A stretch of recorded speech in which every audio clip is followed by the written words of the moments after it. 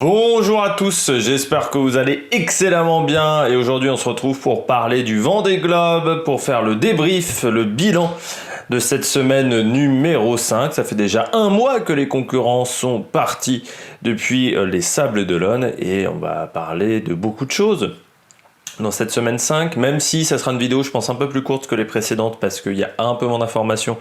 On n'a pas besoin de parler de Kevin Escoffier forcément pendant 10 minutes, donc la vidéo va être plus courte.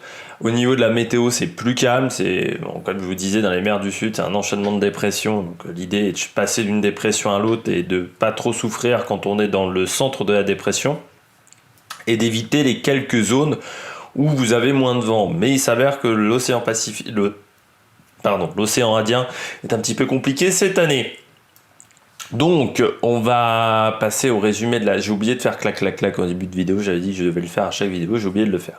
Commence bien, c'est dès la deuxième fois. Résumé de cette semaine 4, donc semaine 4 bien entendu, c'était le sauvetage de Kevin Escoffier par Jean Le Cam. Depuis, Kevin Escoffier est sur Terre désormais, il est arrivé... à la Réunion, il a sauté d'un bateau, c'était il y a 2-3 jours, je crois me rappeler, voilà, au large des Kerguelen, et il a réussi à débarquer du bateau de Jean Le Cam pour rejoindre une frégate de l'armée française qui l'a ramené à la Réunion.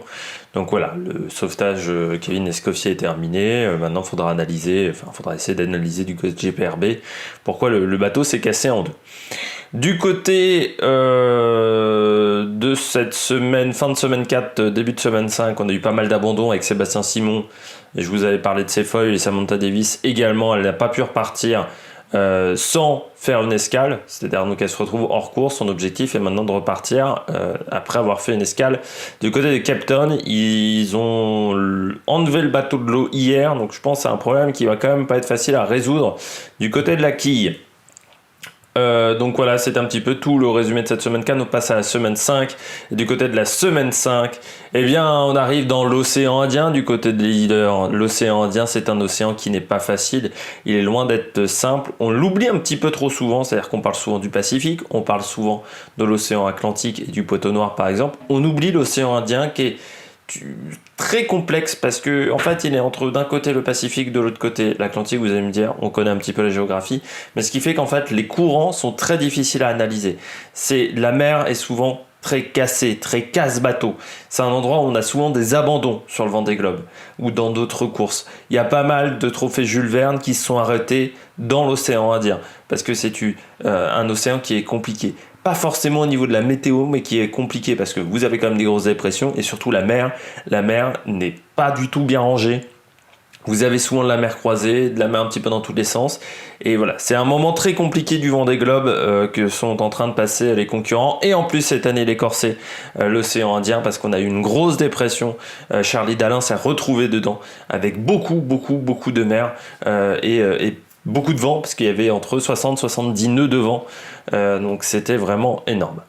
Très corsé et pas mal de petits soucis techniques pour toute la flotte. C'est-à-dire que toute la flotte a connu des petits incidents plus ou moins importants.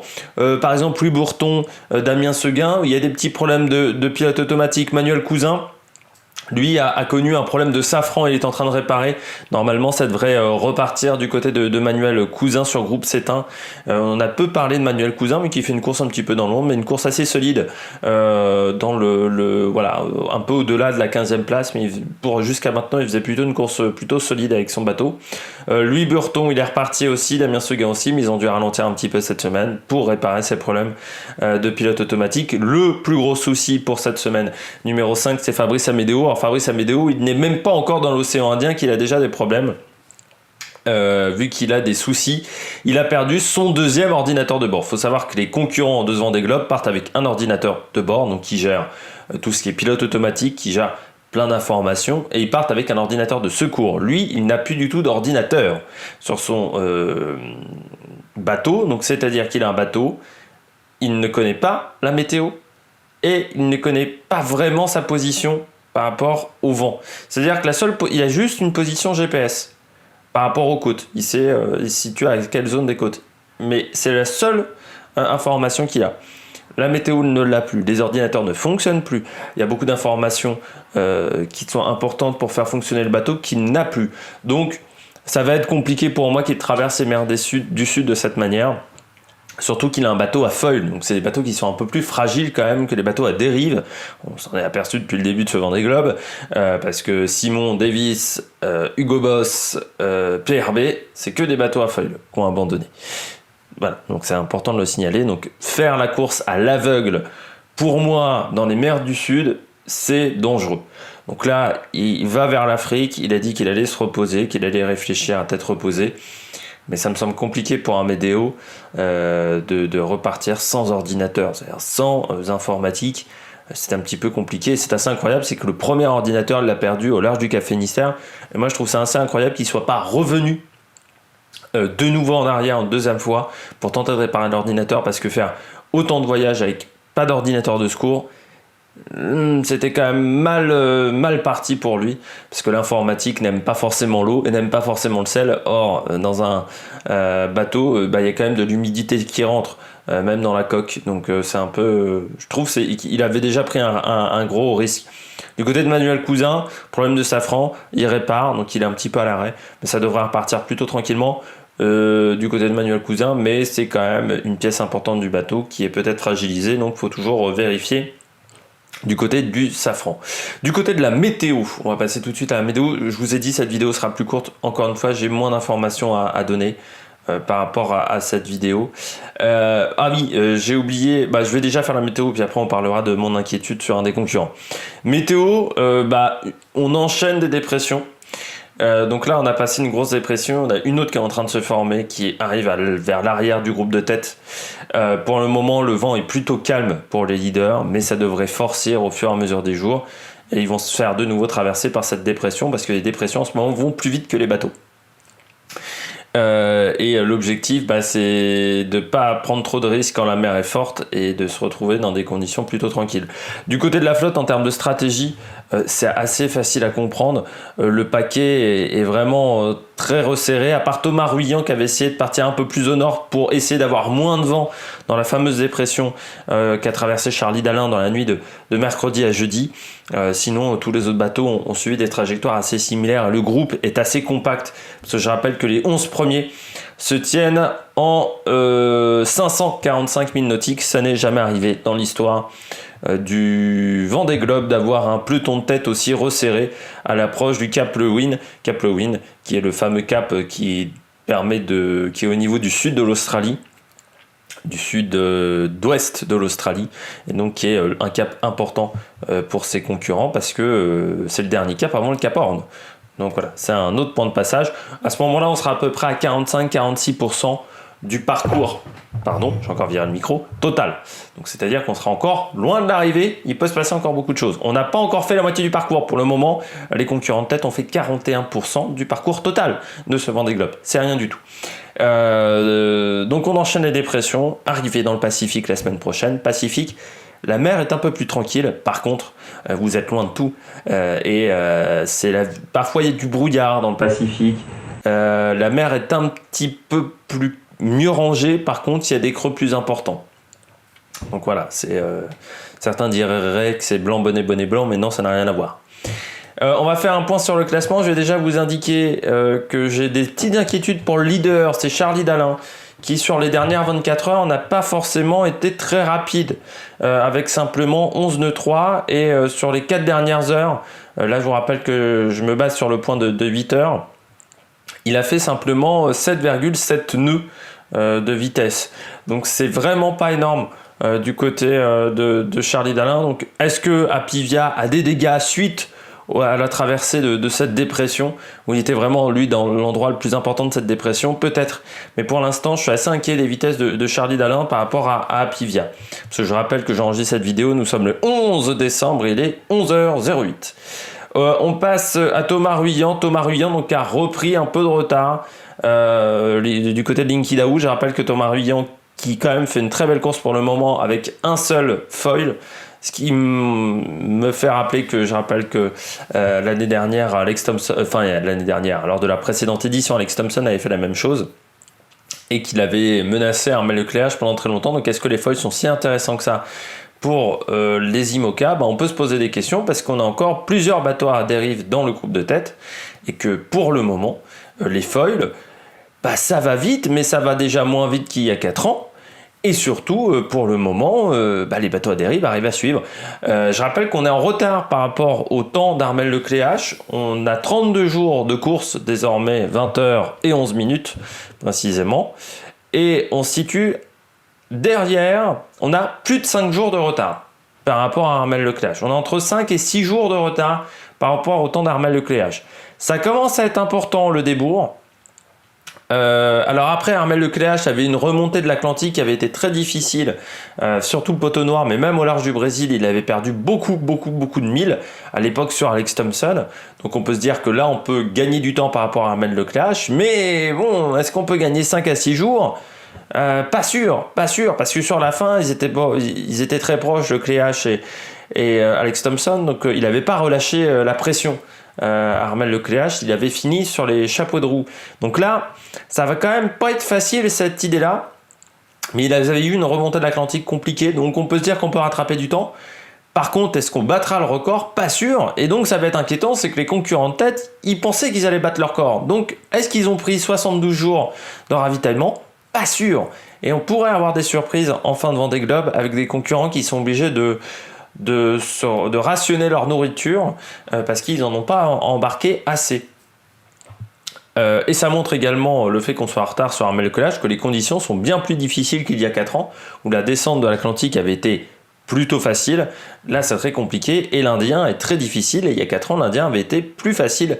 Là, c'est vrai que les concurrents de ce Vendée Globe ont eu des conditions de mer. La première semaine compliquée, cette 5e semaine aussi qui n'a pas été facile, avec un enchaînement de dépression. Regardez vraiment les vidéos de bord pour comprendre que c'était très difficile. Donc deuxième Linky Daoud, troisième Yannick Bestaven avec Maître Coq qui fait pour le moment une excellente course. Maître Coq avec Bestaven qui a les meilleures moyennes du groupe de tête avec Louis Burton. C'est vraiment les concurrents qui arrivent à faire des très belles moyennes. Et là, il est bien revenu parce qu'il est plus qu'à 30 000 nautiques de Thomas Ruyant et à 160 000 nautiques d'Apivia. Il était à plus de 350 000, 400 000 nautiques la semaine dernière. Donc il est vraiment bien revenu. On retrouve ensuite Jean Le Cam qui a repris sa marche en avant et qui va vite avec un bateau vraiment fiabilisé. Juste devant Benjamin Dutreux, il y a une belle bagarre entre les deux, 6 000 nautiques d'écart pour la lutte pour la tête de la classe en dérive droite, pour les bateaux qui ne sont non foilers. Benjamin Dutreux, c'est quand même la surprise, je trouve, de ce début de Vendée Globe, parce qu'on ne l'attendait pas à ce niveau-là, ce concurrent sur Omnia Water Family. On retrouve ensuite donc Louis Burton et Damien Seguin qui sont pas loin derrière, qui ont dû réparer pas mal de problèmes de pilote automatique, et puis Boris Herman et Isabelle Yoshke qui sont également très bien. Puis Isabelle Yoshke qui a fait également une très belle semaine. Sur les 2 semaines précédentes, elle avait dû réparer quelques pépins techniques, elle a perdu son balcon arrière.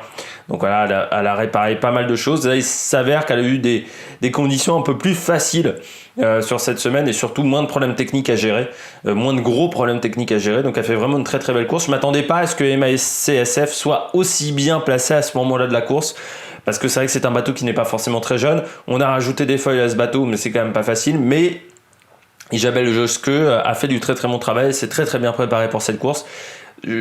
C'est pas le concurrent que j'aurais mis dans le top 10 très clairement. Et puis n'oublions pas également Giancarlo Pedoté et Maxime Sorel qui est dans ce peloton de tête. Donc ce sont les 11 premiers concurrents. Ensuite, il y a 2 concurrents qui là en ce moment ont des conditions de mer un peu plus faciles, mais avec un peu moins de vent. C'est Romain Attanasio et Clarisse Kremer. Clarisse Kremer qui est même dans une zone vraiment avec peu de vent, mais qui avance pas mal. Clarisse Kremer, malgré le fait qu'elle ait peu de vent, parce qu'elle est quand même à 15 nœuds, alors que le vent doit être à une dizaine de nœuds dans cette zone-là, et Romain Attanasio a un peu plus de vent. Eux, je pense qu'ils sont capables de revenir sur ce peloton de tête, parce que les conditions de météo vont être un peu meilleures pour eux dans les heures à venir. Et puis on retrouve Alan Roura, qui est un petit peu dans un no man's land. Alan Roura, et entre les deux, c'est surtout Armel Tripon. Alors vous allez me dire, je parle énormément d'Armel Tripon de l'Occitane en Provence, avec ce bateau assez particulier qui sera peut-être la base des bateaux dans 4 ans. Et Armel Tripon, c'est le concurrent qui fait les meilleures moyennes. Pour vous dire, sur les dernières 24 heures, il allait 1 nœud de moyenne de vitesse sur les 24 dernières heures, plus vite que tout le monde, plus vite que toute la flotte, et il allait 4 nœuds au-dessus de la vitesse de Charlie Dalin. Il est vraiment en ce moment le plus rapide. Armel Tripon, sur les 24 dernières heures, il a fait 441 milles nautiques, c'est-à-dire 30 de plus. 20 de plus que Bestaven, 30 de plus que Joschke. Et on compare aux deux de tête, qui sont donc Thomas Ruyant a fait quasiment 90 milles nautiques de moins. Et alors du côté de Charlie Dalin, il a quasiment été 2 fois plus vite que Charlie Dalin sur les 24 dernières heures. Donc c'est pour vous montrer quand même qu'Armel Tripon, là en ce moment, c'est vraiment le bateau qui est le plus performant au portant, et on s'y attendait, parce que c'est vrai que le portant, c'est vraiment l'allure que préfère ce bateau, c'est vraiment là, il va très très vite. Il a rattrapé beaucoup de retard, hein, parce que Armel Tripon, je crois qu'il a plus que 1500 milles nautiques de retard. Vous allez me dire, c'est encore pas mal, c'est un peu plus de 3000 km. Oui, mais à la vitesse où il va, vu qu'il va 2 fois plus vite que les autres, il va rattraper Clarisse Clémer dans 2 jours ou 3 jours à ce rythme-là. Donc c'est vraiment assez incroyable la performance que nous fait, je trouve, Armel Tripon. Et puis on retrouve donc Alan Roura qui est un petit peu dans un no man's land, et puis Pip Air. Moi je voulais mettre en avant déjà Pip Air qui fait vraiment une très très belle course avec un bateau qui a quasiment 20 ans, le bateau de Pip Air, et puis Alexa Barrier qui a le bateau le plus ancien qui date de 98 et qui est 21e vraiment, à côté de Manuel Cousin, devant Miranda Miron, devant Kojiro Shiraishi qui a un bateau tout neuf, devant Destrumo, devant Clément Giraud. A fait vraiment une très très belle course. On la voit peu, mais je trouve que une concurrente qui n'a pas totalement la plus grosse expérience, qui n'a pas eu forcément la meilleure préparation, mais qui fait pour le moment une très très belle course, Alexa Barrier sur TSE for My Planet, 4 My Planet pour nos amis francophones qui n'auraient pas fait anglais, LV1. Donc voilà, et puis Pip Air également sur Medallia, qui est l'ancien bateau de Bernard Steim, l'ancien cheminée Poujoula. Je crois qu'à l'époque c'était déjà cheminée Poujoula son sponsor. Et Pip Air qui fait vraiment une très très très belle course avec un bateau qui est le plus robuste de la flotte, parce que c'est un bateau qui doit avoir déjà 5 tours du monde à son actif, donc assez incroyable la performance du bateau de Pip Air, et Pip Air qui est dans le top 20 pour le moment, juste derrière Didac Costa. On passe au trophée Jules Verne tout de suite. Le trophée Jules Verne, je vous rappelle le record du tour du monde en équipage sans escale. Et du côté de la course, et ben là aussi c'est compliqué pour Sodebo. Sodebo qui se retrouve dans les mêmes conditions météo que la flotte du Vendée Globe, parce qu'il est aux alentours il est au niveau de Charlie Dalin, je dirais. Un peu devant peut-être. Non, il est au niveau de Charlie Dalin, il est au niveau du groupe de tête. Et il a perdu toute son avance par rapport à Idexport. Faut savoir que lundi, quand il est passé au cap de Bonne-Espérance, il avait quasiment 750 000 nautiques d'avance. Et aujourd'hui, c'est-à-dire 4 jours après, il se retrouve avec 127 000 nautiques de retard. Pourquoi ? Parce que le Pacifique, pas le Pacifique, l'océan Indien est compliqué. Alors eux, ils sont pas loin du Cap Lewin aussi. Peut-être samedi, à peu près comme les concurrents du Vendée Globe, ils devraient passer au Cap Lewin.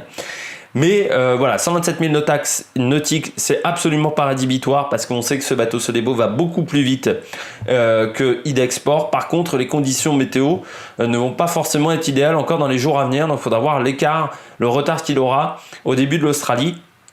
Idexport, qui je rappelle avait eu un océan Indien vraiment parfait au moment de son record du monde. Donc certes, c'est un bateau qui est moins rapide, mais il avait eu des très très bonnes conditions, parce que la dépression qu'il avait eue au début, à l'entrée des 40e enregistrants, il l'avait quasiment conservée jusqu'au bout. Donc c'est vraiment l'idéal, c'est-à-dire qu'il avait eu vraiment des conditions de vent absolument parfaites jusqu'au bout.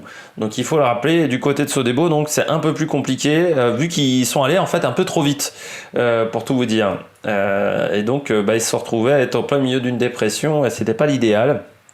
Donc voilà, 127 000 nautiques de retard, mais on sait qu'au portant, vraiment dans des conditions idéales, Sodebo va beaucoup plus vite que le Idexport de Francis Joyon. Je rappelle que Idexport, au moment où il avait fait son record, c'était un bateau qui avait 10 ans d'âge, qui était l'ancien Groupama de Franck Camas, qui était l'ancien Banque Populaire également. Donc voilà, c'est un bateau qui était un peu plus âgé. Là, Sodebo, c'est un bateau qui est très neuf. Donc voilà, c'est un bateau qui est un véritable foiler, alors que c'était pas forcément le cas pour Idexport, qui avait des foils certes, mais qui ne pouvait pas voler extrêmement longtemps avec ce bateau. J'espère que vous avez aimé cette vidéo. Si vous avez aimé cette vidéo, n'hésitez pas à réagir dans les commentaires, n'hésitez pas à vous abonner à la chaîne, n'hésitez pas également à mettre un pouce bleu. Et puis nous on se retrouve pour de nouvelles aventures sur l'Amérique Production. Ciao ciao.